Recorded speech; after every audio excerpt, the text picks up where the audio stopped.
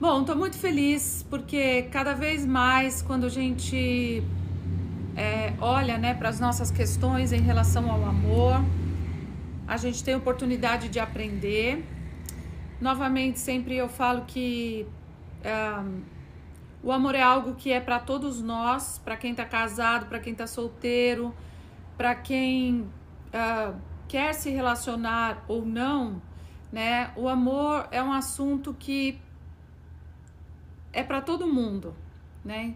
E hoje eu quero falar para você que se separou ou para você que está vivenciando uma situação de separação ou, né, tá pensando em se separar e vive essa dor da culpa.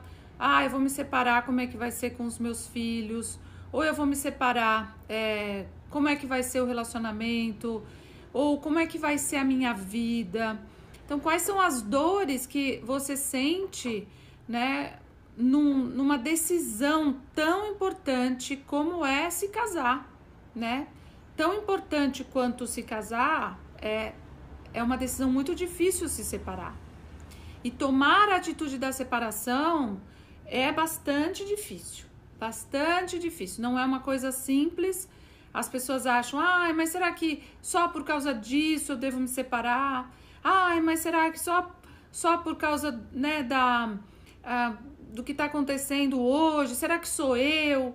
Será que o outro que está passando um momento difícil?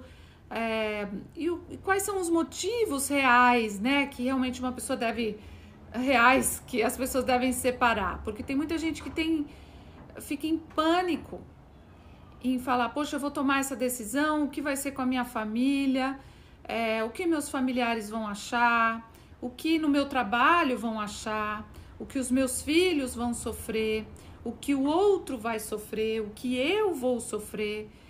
Então, falar desse tema, sistemicamente falando, sistemicamente significa também o que vem da sua família, também, olha, acabei de me separar, um desafio enorme.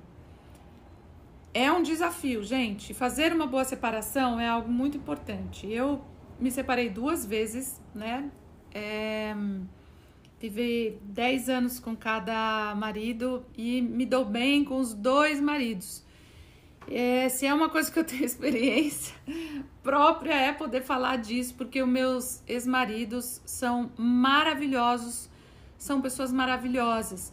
Então eu vou falar sobre isso porque não só porque eu passei pela minha experiência, por essa experiência, mas porque eu trabalho, né, com a constelação familiar e com outras técnicas que vão ajudar você a compreender de onde vem essa culpa também em relação à separação e o que fazer com ela, né?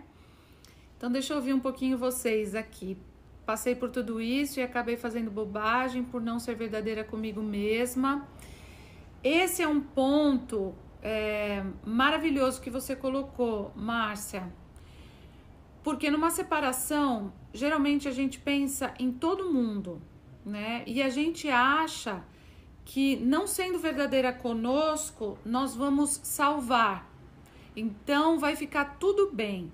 Porque afinal, tudo bem, eu me sacrifico, eu tô numa relação que eu não tô feliz, que uma relação que eu já não evoluo mais, a outra pessoa não evolui mais, mas alguém disse, né? Alguém disse e começou esse processo de que separação é algo ruim. Então, o Bert Hellinger, gente, tem uma frase que eu amo, né? Que é: o casamento acabou, mas o amor não. O amor de casal, o amor homem-mulher, muitas vezes acaba, mas o amor entre 2 seres que se conectaram de muitas formas, gente, isso não pode acabar, né? Eu assim, vejo isso com muita naturalidade, por isso que eu busco, né, nesses relacionamentos que eu tive, sempre essa conexão com amor, com respeito. Não sou a melhor pessoa do mundo, né? Não sou perfeita, o outro também não é.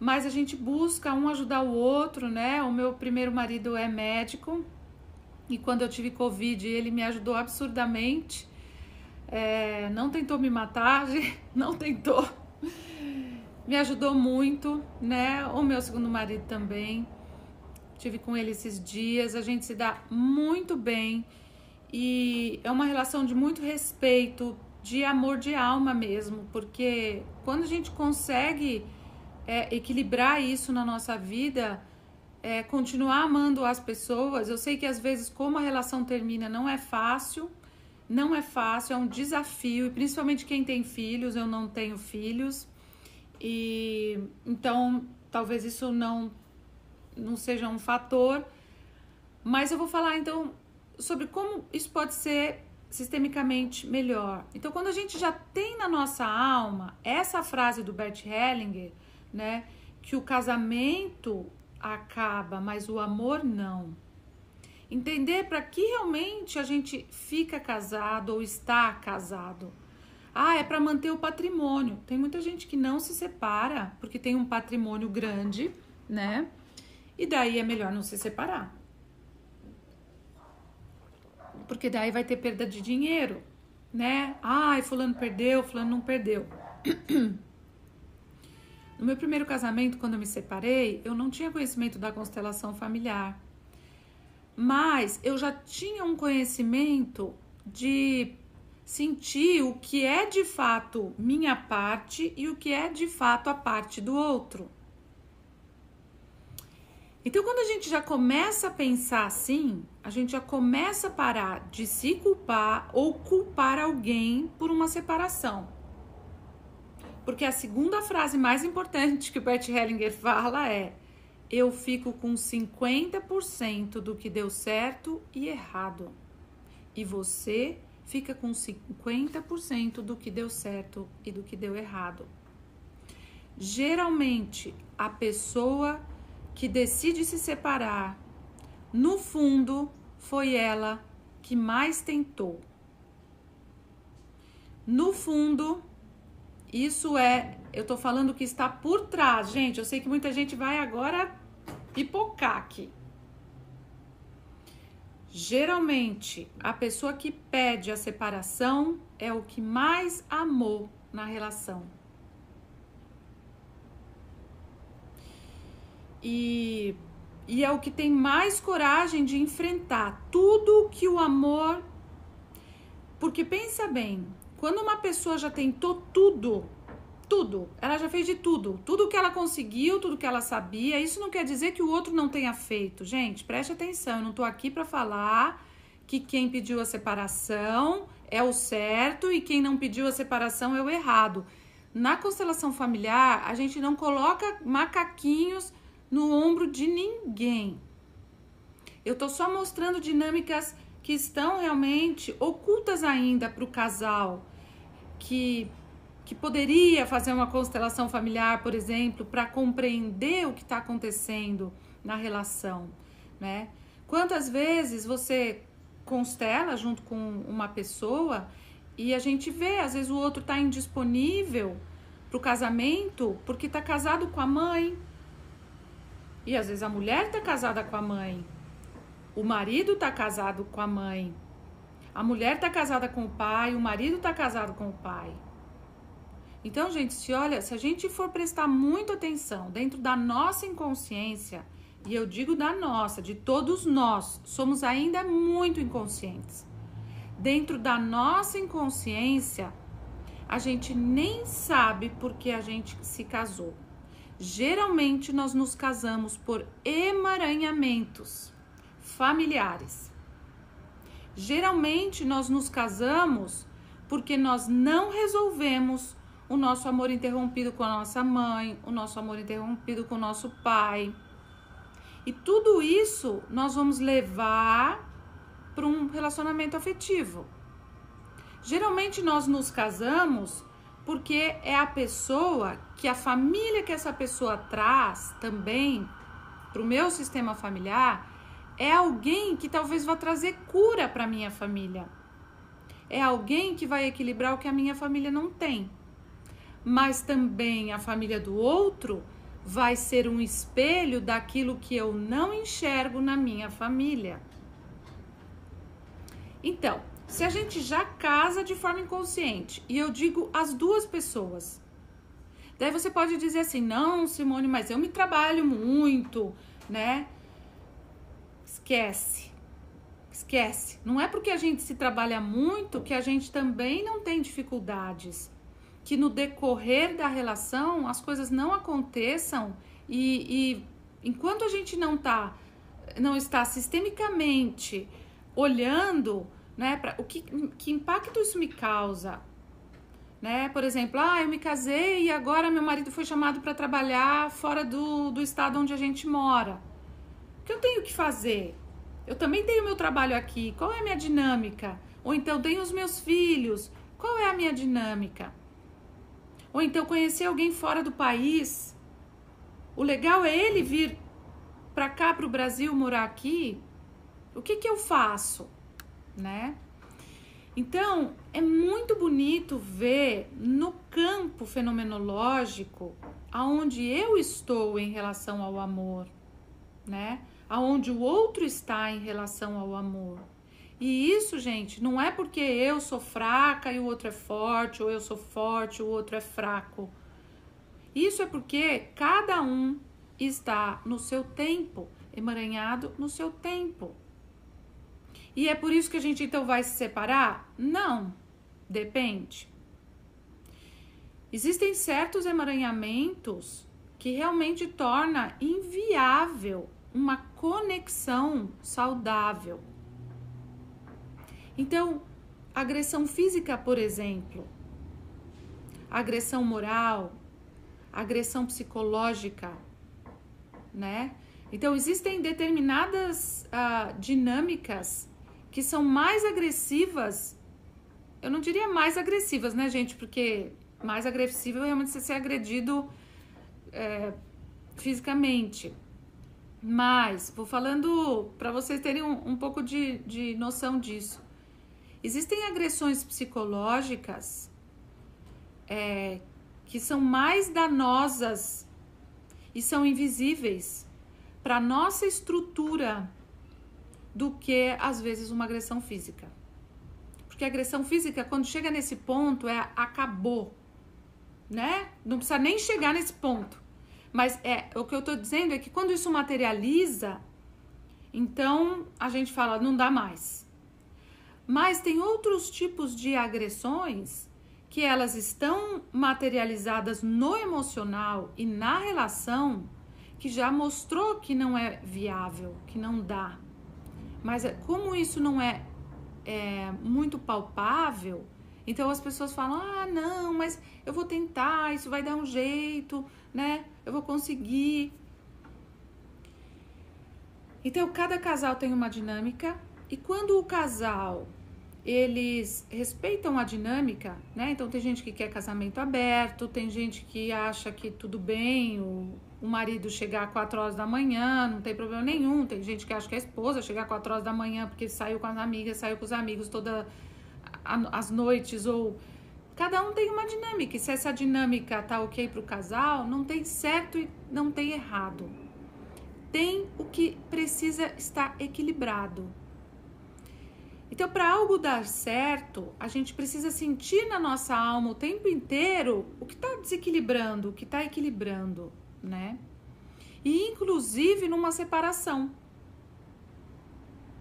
Quando a gente se separa acusando o outro da separação, então essa separação geralmente vai para o juiz resolver como essa separação vai acontecer, em todos os níveis. Por quê? Porque um acusa o outro e um ainda espera do outro o reconhecimento daquilo que foi. Porque, gente, uma separação dói demais e dói para as duas pessoas. Muita gente fala assim, não, mas ele já me trocou por outra, ou ela já me trocou por outro, ou, né, já me trocaram. Então, eu tô com raiva, então eu sou a certa. Só que não. Porque quando alguém chega nesse nível de não ter coragem, né, de falar, olha, eu quero me separar, eu me apaixonei por uma outra pessoa, aconteceu, e é isso, porque quando é tudo muito claro, muito verdadeiro, né, então você consegue fazer esse movimento de uma forma mais tranquila. Mas quando existe algo que é escondido, então cada um no casal pode sim ter as suas questões, as suas coisas para resolver, pode ter, mas quando existe um que fere, né, de uma forma muito profunda a conexão e o respeito, então a separação vai exigir que a justiça entre para reparar o que foi desequilibrado. Então, geralmente o que a gente vê, né, quando uma mulher, eu tô falando da mulher, gente, agora pode ser o homem também, mas o que a gente mais vê, a mulher quer uma separação e ela quer a empresa, quer o carro, quer o imóvel, quer isso, quer aquilo, aparentemente ela quer porque ela é interesseira, porque ela quer o dinheiro dele, não. Muitas vezes ela está reparando, buscando reparação através do financeiro de algo que não foi equilibrado na relação de conexão afetiva. Porque o que mais dói não é o que vai... Olha, você vai ficar com 2 garfos, eu vou ficar com uma faca, você vai ficar com uma colher, eu vou ficar com 5 colheres. Não é essa a questão. É a questão da dor de não ter sido visto, ou da própria dor de quando existe uma separação que a pessoa fala, nossa, foi brusca. Nenhuma separação é brusca. Mas quando a pessoa sente isso, ela começa a compreender, e daí vem a culpa. Qual é a minha parte nessa história? Então, sempre quando a gente culpa alguém de algo, é mais fácil do que a gente olhar e falar assim, qual é a minha parte no que deu certo e no que deu errado? Qual é o meu 50%? E quando você consegue reconhecer o seu 50% de alma, então o outro se acalma. Porque quando a gente só culpa o outro, a gente nega a nossa responsabilidade. E quando a gente se faz de vítima, o outro se sente com raiva. E quando nós vamos ver, uma separação acontece por pura inconsciência que vai acumulando no decorrer dos anos do casamento. Imagina um casal, e hoje existem muitos casais assim, casais que dialogam, que se interessam um pelo outro, né? Porque às vezes um não tá bem e não tá bem sexualmente falando, porque tá preocupado com outras coisas, tá com problema financeiro, ou tá doente, ou tá com alguma outra questão. Então, numa conversa, dá para entender, né, que o outro não tá disponível sexualmente nesse momento, né? Porque não tá bem para se entregar para a relação. São fases que os casais passam. Mas isso não quer dizer que vai ficar a vida inteira, porque o outro também não pode carregar tudo. Então, às vezes, o que acontece, eu não tô justificando traição, por favor, gostaria que vocês entendessem isso. Mas o que acontece quando alguém realmente não está disponível para a relação e não conversa e não busca solução? Porque, gente, num relacionamento afetivo, nós não somos pais ou mães do outro, né? A gente busca ajudar, ser ajudado, companheirismo. Mas companheirismo não quer dizer sou pai ou sou mãe. Porque se a gente se coloca no lugar de mãe ou se coloca no lugar de pai, perde o tesão, né? perde o desejo sexual pelo outro. Porque agora eu vejo o outro não como um parceiro ou uma parceira. Eu vejo o outro como um companheiro, vira irmão, vira amigo, né?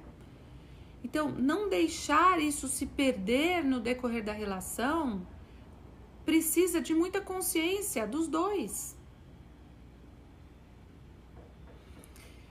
Então, gente, a culpa, ela vem quando a gente decide tomar a responsabilidade pela decisão. Decide tomar a responsabilidade pela decisão. Porém, uma pessoa que pede a separação e pede o divórcio, se ela consegue olhar para si e dizer: eu fui até onde deu, eu fiz tudo, e eu não tô sendo verdadeira, como a Márcia falou, né, da verdade. Se eu não sou verdadeira comigo, eu desequilibro toda a minha família. Porque eu me sacrifico dentro de um casamento onde meus filhos estão bem, aparentemente estão bem. Porque os filhos sabem tudo. E o que os filhos querem? Obviamente, é o sonho de todos os filhos que os pais dessem conta de ficar juntos, mas felizes. E conforme a gente vai evoluindo, a gente vai percebendo que os filhos podem dar conta de ver que os pais são humanos e que estão buscando, muitas vezes, a própria felicidade com outra pessoa. E isso é mais verdadeiro do que você falar: eu me sacrifico. Ou pior, um dia falar para os seus filhos assim: eu fiquei num casamento horrível com o seu pai ou com a sua mãe por muitos anos por causa de vocês. Quem não ouviu isso? Eu ouvi isso. E que peso isso tem? E daí a culpa, essa mãe ou esse pai jogam para quem? Para os filhos. Por sua culpa, porque vocês existiam, eu fui infeliz. Porque é essa dinâmica que a gente fala para os filhos. Por culpa de vocês, eu fiquei num casamento infeliz. Então, gente, o casamento não tem nada a ver com os filhos. Pode parecer absurdo o que eu tô falando. E pode parecer até cruel o que eu tô falando.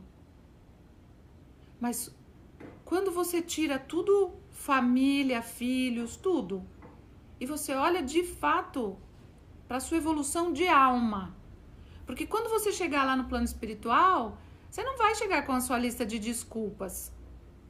Olha, eu não me separei porque eu não ia ganhar menos. Eu não me separei porque daí eu ia ter que trabalhar.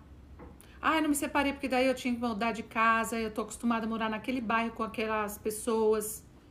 Eu me separei porque daí, sabe? Eu não me separei porque daí eu ia ter que dividir meu patrimônio. Ou por causa dos filhos. O plano espiritual, gente, ele não olha para desculpas. Mesmo porque é tudo com você mesmo, é tudo comigo mesmo. Então, se separar é difícil. Mas é muito importante que agora na era de Aquário, a gente comece a ver que a verdade, ela não traz culpa, ela traz amadurecimento.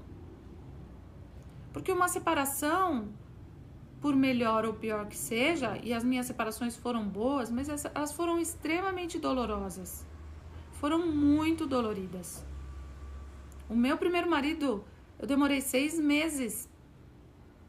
Tinha dias que eu chorava, que eu falava, meu Deus, sabe? Não era isso que eu pensei que eu fosse. Eu não casei pra isso, eu não casei pra separar, né? E a minha mãe ficou horrorizada na época quando eu falei pra ela que eu ia me separar, porque eu fui a primeira da família a fazer esse movimento, e a minha mãe sempre quis separar e nunca teve coragem. Então, é difícil às vezes na família você enfrentar isso. E quando eu cheguei com o meu primeiro marido no fórum, era férias forenses na época. O juiz, só tinha um juiz lá de plantão, né? E a gente foi juntos de metrô, porque era no centro da cidade. E ele saiu da sala, olhou e falou assim: vocês dois? Vocês são um casal? Que vieram? Eu falei: é. Vocês vieram juntos? A gente veio juntos. Tá bom, então pode entrar na sala.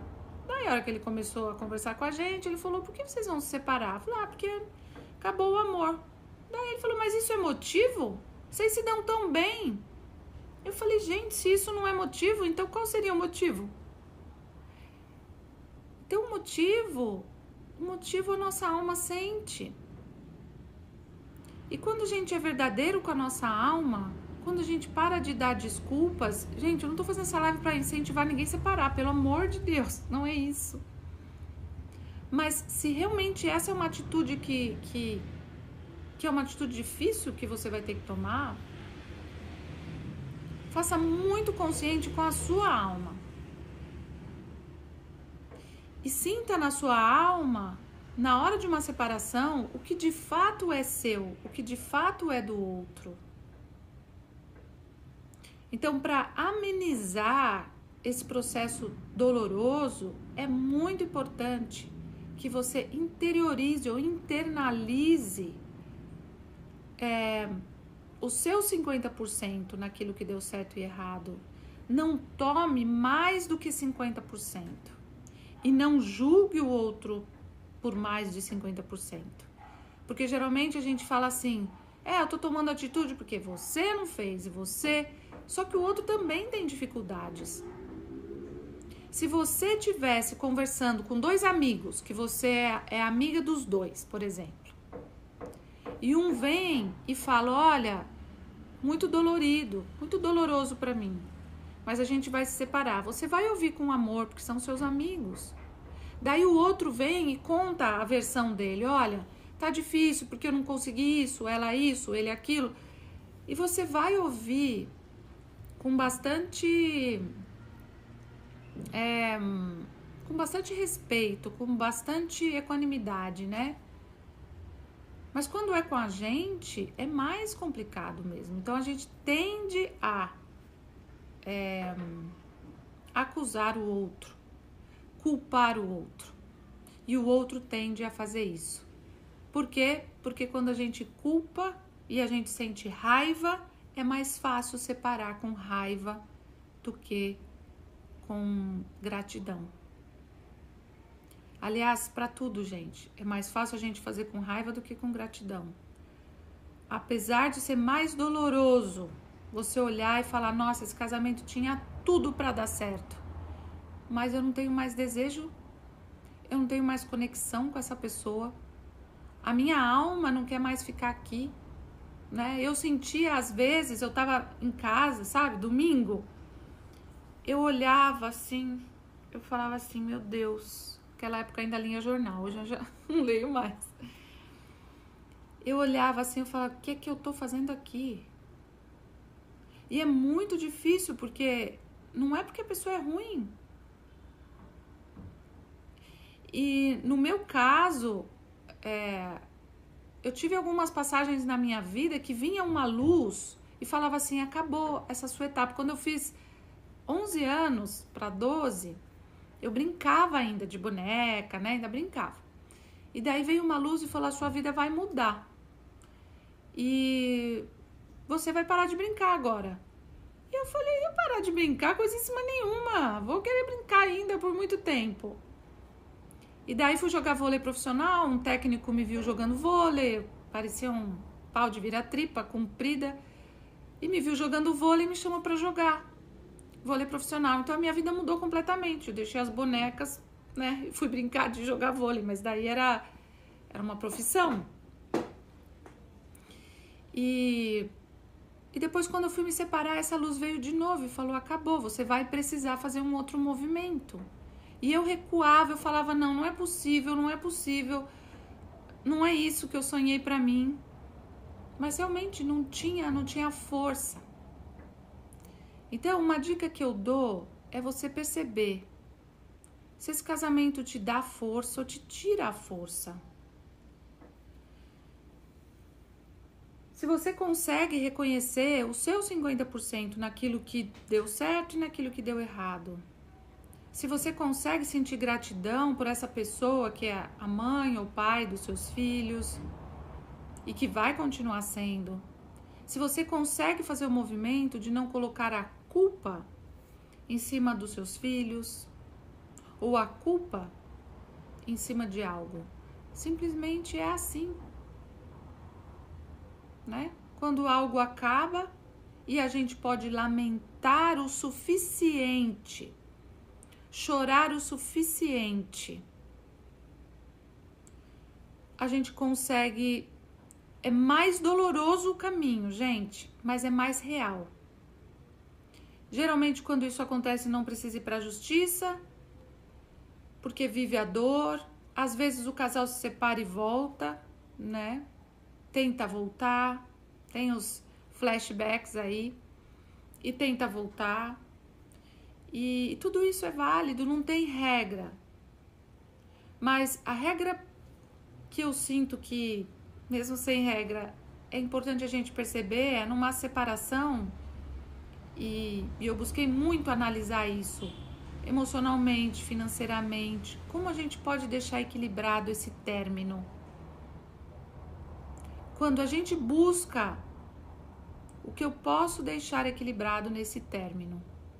O outro tá me invadindo, o outro tá me agredindo, o outro tá querendo pegar tudo de mim, eu vou me defender. E precisa se defender. Precisa pôr limite, gente.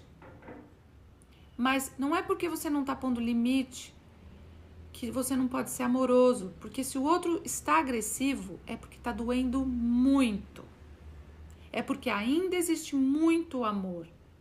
E quando você consegue reconhecer, em vez de xingar o outro, falar, eu reconheço seu amor por mim ainda. E isso me honra. Mas eu não consigo mais ficar na relação. E eu vi que também você tentou, do seu jeito, mas você tentou. Porque por mais inconsciente, por mais safado, por pior que seja o outro, ele tentou. E às vezes o que mantém, quando o outro está fora da relação, é uma terceira pessoa. Quantos casamentos foram salvos por terceiras pessoas? Por quê? Porque às vezes o outro está tão indisponível e que se o outro ficar esperando a vida inteira, ele morre. Porque uma pessoa sem carinho e sem se desenvolver e sem trocar, não aguenta. Não estou dizendo que a traição é o caminho quando alguém está indisponível. Mas estou dizendo que isso, às vezes, é o que ajuda. Né? Então, para que a gente não seja hipócrita, às vezes é isso que ajuda. Por quê, gente? Porque a gente não se trabalha. Porque se a gente realmente fosse olhar verdadeiramente, fosse se trabalhar verdadeiramente, fosse muito honesto com o outro e vice-versa, seria de outra forma. Então, o melhor é a gente sempre buscar o equilíbrio de alma. E na minha primeira separação, quando a gente foi separar a parte financeira, ele era mais velho do que eu, tinha bens já. Quando eu casei com ele, eu tinha 27 anos, mas conheci ele, eu tinha 17, 18, não, tinha 18. E eu me separei com 29. Então ele era médico, tinha uma diferença de salário comigo, então quando eu saí, eu não quis nada financeiro dele. Eu saí, eu falei pra ele, olha, vamos dividir aquilo que a gente ganhou no casamento? Eu tava comprando um apartamento, e eu falei, você topa dividir o que tá repetido? Eu falei pra ele. E ele falou, tá bom. Então tinha lá 2 baixelas repetidas, 2 jogos não sei o que repetidos, 2 jogos. Eu falei, eu levo isso aí, tá bom. Porque é de alma. E assim foi com o meu segundo casamento. Pedi ajuda pra uma amiga, a Isabela, que tá acostumada a me ajudar nesse sentido. Disse, não queria errar. Perguntei pra ele, o que você acha melhor? Você compra a minha parte, eu compro sua parte. O que é melhor pra você? E às vezes, né? Isso aí que tá na sua casa eu ainda gosto. Então leva. Sabe? Então, quando a gente consegue ter esse respeito... porque a gente realmente tentou de tudo, porque a gente conseguiu olhar para a nossa dor, então não tem culpa. Então, gente, o caminho para não ter culpa numa separação é olhar definitivamente para a dor que é esse casamento acabar. Para todos os sonhos que vocês tinham juntos e que completaram e outros não completaram. Então, lamentar isso por um tempo é muito importante. Chorar isso por um tempo é muito importante. Reconhecer que, independentemente de você achar que o outro não tentou, ele tentou do jeito que ele conseguiu. E, novamente, geralmente o que toma atitude não é o que queria separar. Geralmente o que toma atitude foi empurrado pelo outro para separar. Ou porque não suporta a intimidade, ou porque de alguma forma não está disponível e quer até ver o outro feliz. Então provoca inconscientemente um vai embora. Assim como o ciúmes faz isso. O ciumento, ele diz para o outro, vai embora. Eu não suporto a intimidade. O meu medo que você vá embora é tão grande que é melhor você ir embora logo. Essa é a história do ciumento, né? Porque tem ainda um medo de abandono infantil. Porque nós adultos, nós temos condições de aguentar uma separação. Uma criança, muitas vezes não. Dependendo da idade, ela não tem estrutura para morar sozinha, comer, pagar as contas, não tem, né? Mas um adulto dá conta. O adulto vai chorar, vai entrar em depressão, vai fazer terapia, vai um monte de coisas. A nossa criança, quando ela tem medo do abandono, ela vai fazer um escarcéu. E geralmente os processos que estão na justiça de cobrança de algo, na maior parte das vezes, nem tem a ver com o casal. Tem a ver com a cobrança com os pais. A raiva que você tinha do seu pai ou da sua mãe, você joga no seu cônjuge e isso vai para a justiça e chega lá no juiz, fala... E às vezes você conversa com um amigo e o amigo fala, mas Simone, nem era isso, mas fulano, nem era aquilo. Não, era porque eu vi com os meus próprios olhos. E não era. Eu uma vez namorei com um rapaz e ele trabalhava na área de marketing numa agência super legal. Daí um domingo ele precisou buscar umas coisas na agência. E ele falou, você pode ir lá comigo? Ele tinha a chave da agência. E nós fomos. Chegou lá, a gente entrou, ele foi buscar, enquanto ele buscava as coisas, eu olhei um painel da empresa, onde tinha todos eles, os funcionários, as promoters, bonitonas. Eu olhei, eu juro, gente, eu juro que eu vi com os meus próprios olhos. Uma promotor sentada no colo dele. Eu fiz um escândalo, joguei a aliança fora. Eu tinha 17 anos, 16 eu acho. E fiz um escândalo. E ele falava assim pra mim, nós vamos voltar lá que eu vou pegar foto. Simone, como que eu vou ter uma foto na empresa que eu trabalho com uma mulher sentada no meu colo? Você é louca. Gente, eu vi, eu juro que eu vi. A minha loucura era tanta que é óbvio que eu vi. Agora, porque eu tinha vivenciado uma situação, eu tinha visto isso na minha família, traição, eu morria de medo, então eu já via com medo de não conseguir lidar com isso. Então, eu fui procurar homens que traíam para me curar disso, porque daí eu tinha que olhar para isso, né? O medo era tão grande, porque como eu vi isso quando eu era criança, a minha criança não sabia lidar com traição, né? Dos meus pais, a briga deles. Mas o meu adulto tem que saber lidar. Então, quando a gente começa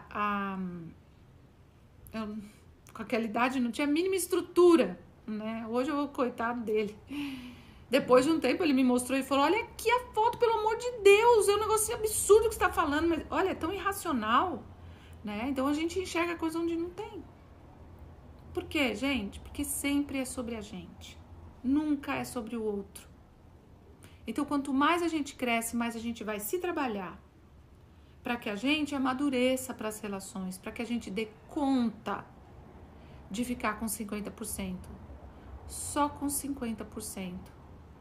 Andar 50% até a pessoa, né? O outro tem que andar 50%. Se é sempre você que faz tudo, ou sempre o outro que faz tudo, tá desequilibrado. Esse casamento vai pro brejo. Então, quando a gente sabe dessas coisas, a gente já começa a ficar bem atento. Por isso que conhecer as leis, as ordens do amor, conhecer as constelações, é extremamente importante para a gente buscar equilibrar o que está desequilibrado. E muitas vezes não é possível. E tudo bem. Então a gente vive a dor da separação, lamenta para que a gente não culpe o outro e nem se culpe, mas que a gente lamenta que aquilo podia ter dado certo, mas que deu certo. Eu sempre acho que tudo deu certo, nunca acho que não deu certo. Deu certo até aquele momento e pode continuar dando certo com a continuação do amor, mas o casamento não continua mais. Certo, gente? Então é isso. Vou deixar vocês com essas reflexões sobre a culpa ser algo que no fundo não deveria existir. Deveria existir o auto-olhar.